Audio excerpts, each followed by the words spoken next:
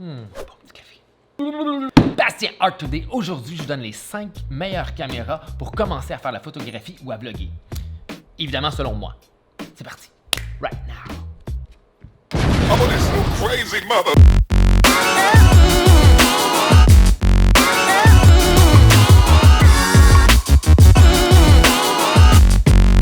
Donc, wow! Le micro est correct. Voilà. Souvent, les gens me DM sur Instagram pour me demander « Ah, je commence en photographie, est-ce que tu pourrais me conseiller quelle caméra je devrais acheter pour commencer à photographier ou à vlogger? Je commence une chaîne YouTube, etc. Blablabla. » Donc, je me suis dit, je vais aller dans un range de prix qui est raisonnable. Je me suis dit, je vais profiter de mes recherches pour vous faire une vidéo pour mieux vous conseiller parce que vous êtes plusieurs à me le demander. Je suis équipé en Canon. Canon! Ah, salut Canon! Très très fiable, haute gamme, haute qualité. Moi, je travaille présentement avec une 5D RS. C'est elle qui filme juste là. Et j'ai aussi une 5D Mark III qui est vraiment excellente. J'utilise mon 5D RS pour faire de la photo haute qualité. C'est un 50 mégapixels, donc je peux comme agrandir, je peux zoomer in dans mes images puis les retravailler mieux. Mais il faut que ma caméra soit ultra stable. Si j'ai besoin de quelque chose où je bouge, où je m'énerve, où je prends ma cam, je suis comme oh my god! Oh, penche-toi là, ok, on fait ça, on sort les. Bon. Je vais utiliser ma Mark III. La 5 DRS, faut que tu sois stable pour que les shots soient comme awesome crazy. J'en arrive à mes choix. Avant, j'avais pas besoin d'avoir une caméra qui filme 4K parce que j'avais pas de chaîne YouTube. Mais maintenant, je veux vraiment aussi comme upgrader. Donc, la première caméra que je vous conseillerais, c'est la Canon M6 Mark II. C'est une caméra qui est un petit peu plus dispendieuse, mais qui est vraiment optimale. Donc, toutes les caméras que je vais vous présenter aujourd'hui, c'est des caméras qui sont hybrides, qui sont mirrorless. Ça veut dire qu'il n'y a pas le petit clapet, il n'y a pas le miroir à l'intérieur qui fait... Donc, la M6. La M6 est une caméra de 32,5 mégapixels et elle filme 4K à 30 frames secondes. C'est une caméra qui est super nice pour vlogger parce que son écran flip par en haut. That's it for the first one. La Sony A6400. La A6400 est un boîtier incroyable. Je l'ai testé parce que j'ai des amis à moi qui l'ont. C'est un boîtier qui est quand même aussi assez dispendieux. On parle de au-dessus de 2000 $, mais qui est incroyable. C'est une caméra qui filme à 24.2. C'est ça, 24.2? 24.2 mégapixels et qui filme 4K aussi. La caméra est vraiment intéressante parce qu'on peut filmer 4K à 29.97 frames par seconde. Mais si on tombe en HD, on peut faire du slow motion. Il y a du 120 frames secondes. En fait, c'est pas exactement 120 frames secondes, c'est 119.88 frames par seconde. Dans ce cas-là, on peut filmer des shots incroyables en slow motion, genre. La troisième caméra que je vous proposerais, c'est la Canon RP. La Canon RP! La Canon RP est clairement une caméra incroyable. Parce qu'elle a un plein capteur. C'est-à-dire que, je ne vais pas vous donner exactement tous les détails, mais son capteur est plus grand. Son capteur est plus grand, donc meilleure qualité d'image, meilleure qualité de pixels, meilleure qualité tout court! C'est une excellente caméra. À 26.2 mégapixels qui, évidemment, filme 4K aussi. C'est une caméra qui est Bluetooth et Wi-Fi, donc si vous voulez prendre des photos à distance, faire le déclencheur avec votre cell, une application, c'est merveilleux. On peut filmer en 4K, comme je disais tantôt, jusqu'à 25 frames par seconde, ce qui est en masse pour débuter. Si on va en Full HD, on peut se rendre jusqu'à 59 frames par seconde. Fait qu'on peut quand même faire des ralentis, mais pas des incroyables comme slow motion.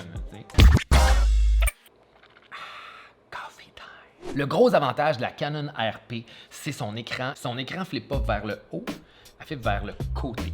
Donc les deux autres caméras que je vous ai présentées, le moniteur flippait vers le haut. Et là, le désavantage de ça, c'est que oui, ok, c'est au-dessus de toi quand tu te filmes, tu es directement au-dessus de la caméra, puis tu n'es pas en train de regarder à gauche ou à droite dans ton écran juste à côté. Tu as l'air de regarder juste au-dessus. Mais tu es mieux de te pratiquer à jamais regarder dans ton écran à côté, puis juste l'utiliser comme une référence. OK, là, je suis bien situé, OK, parfait, je peux commencer à tourner, que de l'avoir en haut. Parce que quand tu as une longue lentille, ta cam flippe comme ça par-dessus. Si ta lentille est plus longue, ou peu importe, tu perds de ton écran, tu peux pas voir au complet, tu peux pas voir clairement ton image, ton cadrage.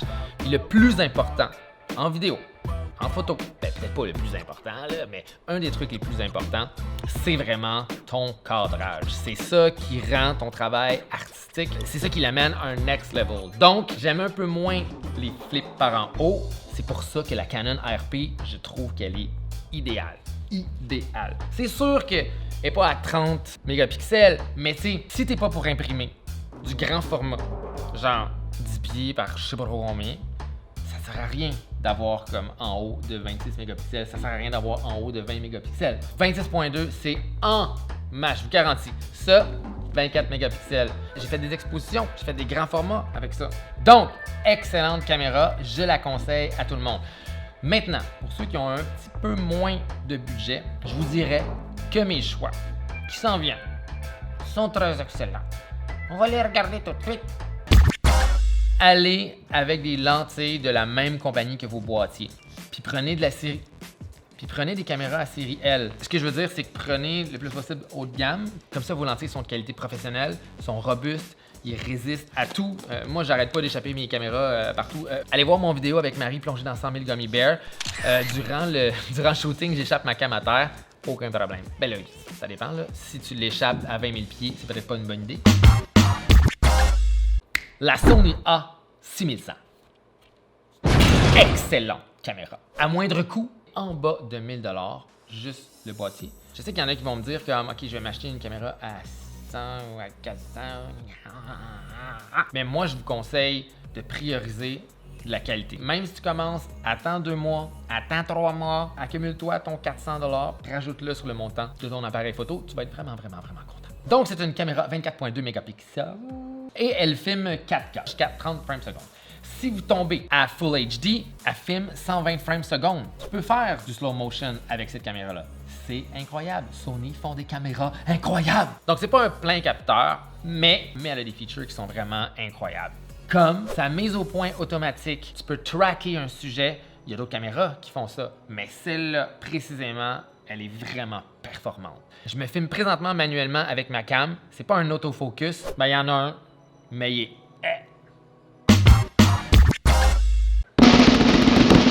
La dernière caméra, qui est selon moi le choix numéro 1 pour commencer à faire de la photo ou à vlogger, c'est évidemment la Canon M50. La Canon M50, elle est incroyable. C'est sûr que c'est pas une caméra parfaite. C'est pas une caméra qui est aussi puissante que ces deux caméras-là. C'est pas un plein capteur, mais ça fait un travail incroyable. Donc, c'est une caméra qui prend des photos à 24.1 mégapixels et qui filme aussi 4K. C'est une caméra qui est Wi-Fi, Bluetooth. Tu peux déclencher ta caméra à distance avec une application. Il y a un stabilisateur électronique à l'intérieur de l'appareil. Les personnes pour qui c'est plus important d'avoir du slow motion puis qui trippent sur le slow motion, allez vers la Sony 6100, même si c'est un petit peu plus dispendieuse. Mais on se rend quand même jusqu'à du 59.14. Voyons. OK, café time! On se rend quand même jusqu'à du 59.94 frames par seconde.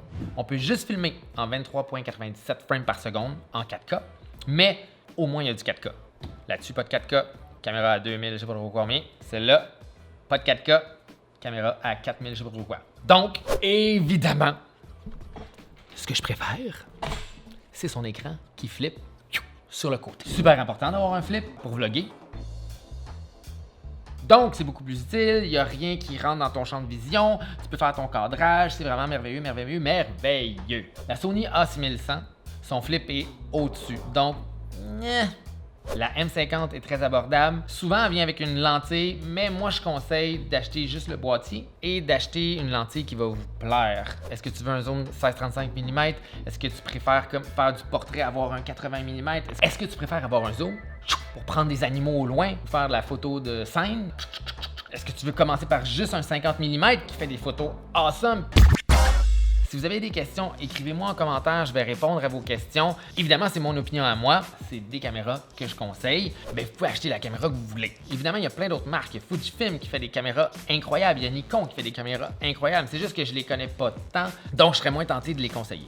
Gênez-vous pas pour écrire dans les commentaires si vous avez des questions. Je vais essayer de répondre à vos questions du mieux que je peux. Je réponds à tout le monde. Ça va me faire plaisir de pouvoir vous aider.